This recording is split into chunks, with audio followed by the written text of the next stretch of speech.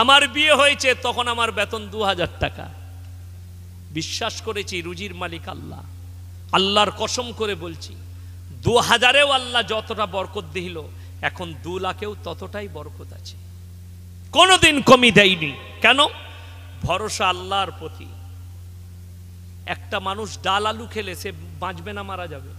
বেঁচে থাকবে। আর একটা লোক মুরগা মুসল্লম খেলে সেও বেঁচে থাকবে। শুনেলেন, ধনীরা ছুটে রাস্তায় সুগার কমাবার জন্য, আর গরিবরা ছুটে সকালবেলায় রাস্তায় ইনকাম করার জন্য। জোরে বলুন না সুবহানাল্লাহ। তোকে সুগার কমাতে হচ্ছে, আর একটা গরিব মানুষ রাস্তায় ছুটে 2 পয়সা আসবে, আলহামদুলিল্লাহ, যা জুটবে তাই খাবো আর ঘুমিয়ে যাব। কোটি টাকার মালিকটা বড় জিনিস নয়। যারা মনে করেন টাকাতে সুখ আছে, তারা প্রেসিডেন্টই জেলে গিয়ে একবার ফিরহাদ বাবুকে জিজ্ঞেস করে আসুন, পার্থ বাবুকে টাকায় কত সুখ, জুতো করে মারবে, বেরোবে, সালা টাকাই কাল করলো আমার, ঠিক কি না? জেলের কুঠরিতে তাকে গিয়ে জিজ্ঞেস করে এসো। আজকে বিবির পাশে শুতে পাইনি, গার্লফ্রেন্ডে কত মজা উনি বুঝতে পেরেছেন, তাই না? হ্যাঁ, যারা গার্লফ্রেন্ড রাখো, আমাদের দেশের লোকের একটাই, শুনেলেন, আল্লাহর কসম, যেটা ইসলামে হারাম করেছে তার মধ্যে বরকত পাবেন না। যারা পরকিয়া করে, যে যুবকরা, তারা না নিজের কামায়ে বরকত পাবে, না তার জীবনে সুখ পাবে। যারা পরকিয়া করে বিবিকে ছেড়ে, লোকের মেয়ের ওপরে নজর। আমাদের দেশের যুবকদের একটা ভালো রোগ আছে, বউ যদি ফোন করে, হ্যালো, কোথায় আছেন, কোথায় আছো, না রান্না হয়ে গেছে উস্তিতে, তাড়াতাড়ি চলে এসো, রাখ ফোন, কাজে ব্যস্ত আছে, এখন ফোন করবি না। পুরুষরা বলে, যদি গার্লফ্রেন্ড ফোন করে, হ্যালো, ও দীপালি, আই লাভ ইউ, কেমন আছো তুমি? 1 ঘন্টা হারামখোর গাড়ি চালাতে চালাতে প্রেমিকের সঙ্গে কথা বলে বিরক্ত হয় না, বিবি 1 মিনিটের লেগে আদর করে ফোন করলে বিরক্ত হয়ে যায়। এটাই কিয়ামতের আলামত, এটা কিয়ামতের আলামত। এরা পরকীয়ায় জড়িত হবে, এটা কিয়ামতের আলামত। হারাম কাজকে হালাল মনে করবে, মানুষ রিলেশনশিপকে জায়েজ মনে করবে। আজকে বহু মেয়ে, বহু ছেলে রিলেশনশিপ করছে, মানে আজকে এর সঙ্গে প্রেম, কালকে আর একটা, মানে আজকে একটা ভাতার, কালকে আর একটা ভাতার, অসুবিধা নেই। সেই দেখবেন আচার বিক্রি করতে আসে, জানে আচারওয়ালা, জানে না আচারওয়ালা, তেঁতুলের আচার, চালদার আচার, কুলের আচার, আমের আচার আছে, তো এরা সব আচারের মতো হয়ে গেছে। দাদা একটু কুলেরটা দেখি, ভালো নয়, আমেরটা দেখি, হ্যাঁ এটা একটু ভালো আছে, চালদারটা দেখি, ওই রকম। তাহলে আজকে এই ছেলেটাকে চাটছে, কালকে ওই ছেলেটাকে চাটছে, কোন মালটা যে ভালো লাগবে তা জানি। নাউজুবিল্লাহি মিন যালিক।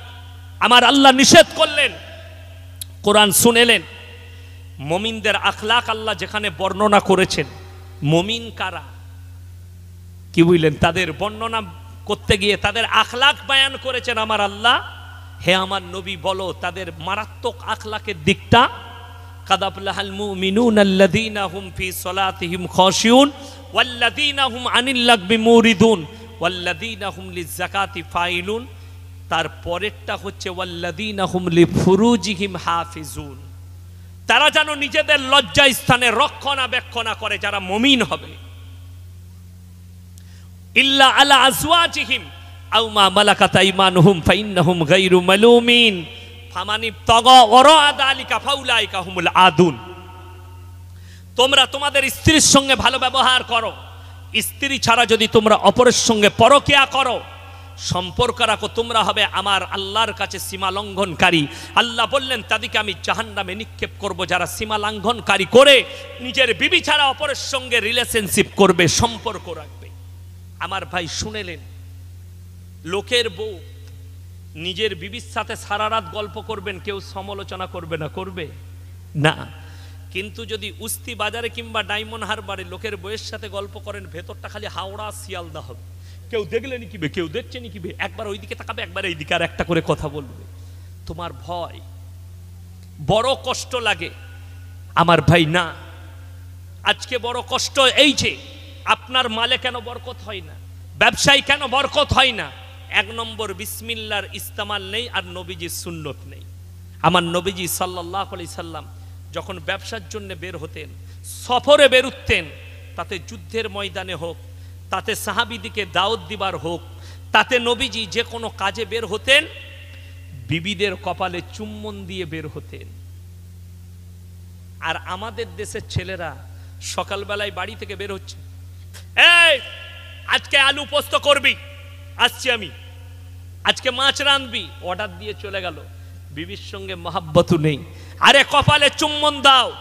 আমার নবীজি বলছেন কপালে যখন চুম্বন দিয়ে যাবে, সে সারাদিন যতক্ষণ কাজ করবে স্বামীর কথা মনে পড়বে, আমার স্বামী আমার কপালে চুম্বন দিয়েছে। তোমার বিবি আর পরকীয়ায় জড়িত হবে না, তোমার ভালোবাসায় আর তোমার চুম্বনে। আজকে পুরুষরাও পরকীয়ায় জড়িত হচ্ছে, আর স্বামী তার পরকীয়া দেখে নিজেরাও জড়িত হয়ে যাচ্ছে।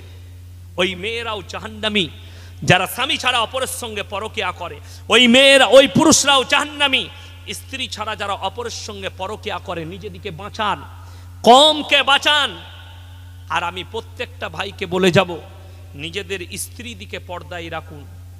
ওয়াদরিব খুমুরিহিন্না আলা জুনুবিহিন, হে নারী তুমি পর্দা নির্ধারিত করো, তুমি কোনোদিন ধর্ষিতা হবে না, কোনোদিন লাঞ্ছিত হবে না, কোনোদিন তোমরা বিপদগ্রস্ত হয়ে পড়বে না। আজকে বড় কষ্ট লাগে আমার মায়েরা, পর্দাটাকে আমরা ফেড়ে রানতান করে দিলাম। অনেক পুরুষ মনে করছে পর্দা মানে বোরকা, পর্দা মানে হিজাব। ওই জন্যে দেখবেন ফেসবুকে অনেক মেয়েরা হিজাব পরে ফটো দিচ্ছে না, দেয়নি? হিজাব পরে আছে। অনেক মেয়ে আবার বোরকা পরে হাদিস বলছে ফেসবুকে এসে, লাইভে এসে।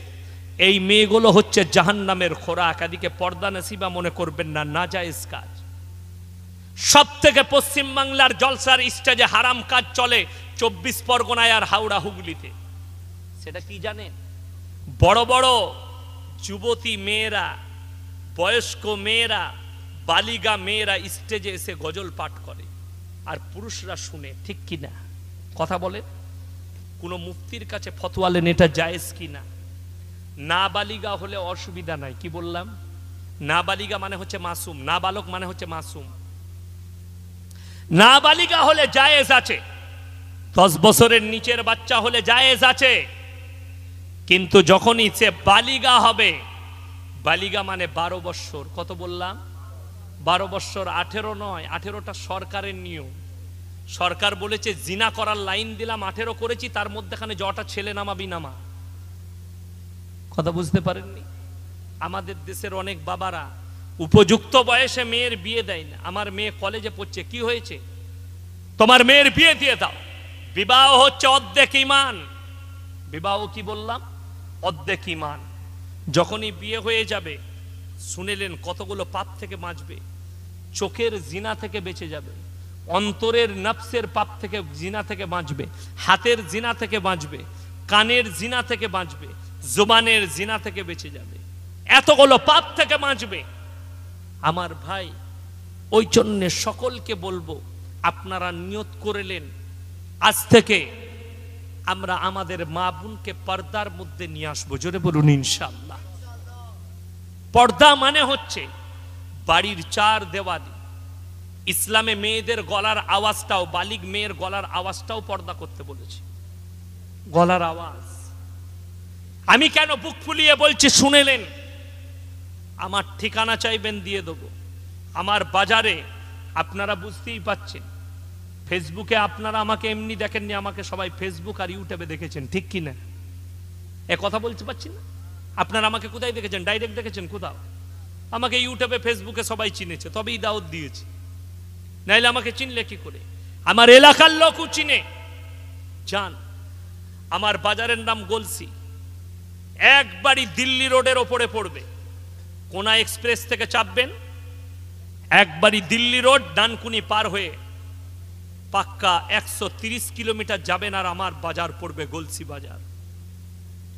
ওই বাজারে কয়েকশো মুসলিম দোকান আছে।